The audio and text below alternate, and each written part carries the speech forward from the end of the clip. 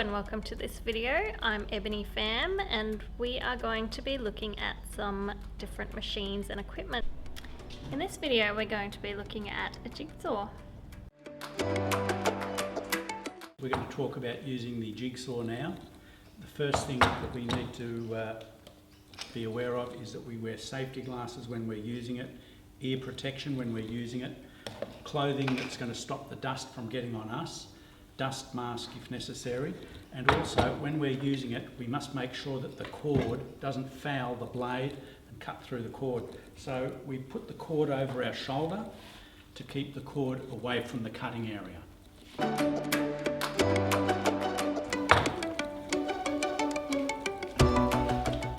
Now when we're cutting we always keep two hands on the machine, never touch the blade whether it's running or not, because the blade is very sharp.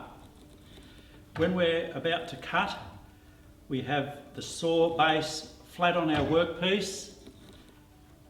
We start the saw by pulling the trigger and we gradually guide the saw around the line that we're cutting.